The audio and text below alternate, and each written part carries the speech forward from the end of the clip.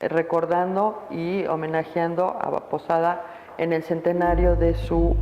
muerte. Desgraciadamente, Posada, aunque tuvo una inmensa importancia como cronista de una época,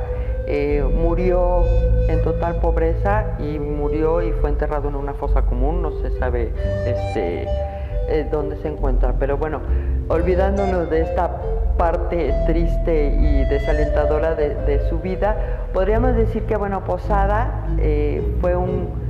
muy importante cronista de su época, fue innovador en el sentido de escoger estas hojas volante de diferentes colores que se hacían, en las cuales eran como la crónica del suceso más importante de ese momento, y estas hojas que él grababa la imagen, se redactaba un texto y se imprimían en hojas de colores. Después salían a venderlas los voceadores para que toda la gente, los que sabían leer, pues se podían conocer del suceso a partir del texto que existía. Pero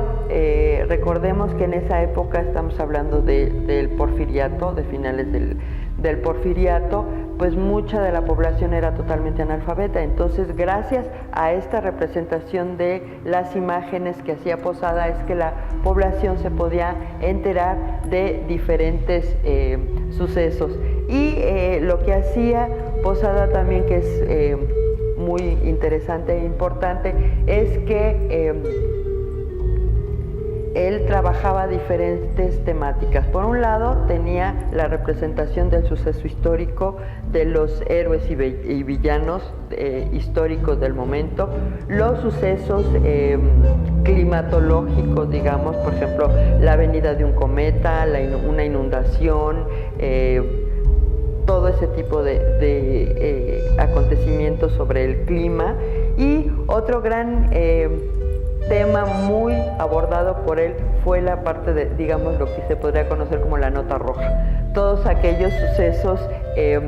sangrientos, o digamos que despertaban el morbo en la población, él los abordaba a partir de sus grabados. Entonces, por ejemplo, tenemos el clásico, el horrorosísimo crimen de la horrorosísima mujer que mató a su horrorosísimo hijo. Por ese caso, por ese lado, Posada trabajaba todos estos acontecimientos que servían para que el grueso de la población estuviera informada de diferentes acontecimientos o diferentes cosas que sucedían en nuestro país. Y bueno, también por otro lado, la manera en que los plasmaba en las placas, en las planchas, de las cuales, gracias a Dios, se conservan muchísimas ejemplares de todos estos grabados, gracias a los cuales, bueno, se pudo hacer una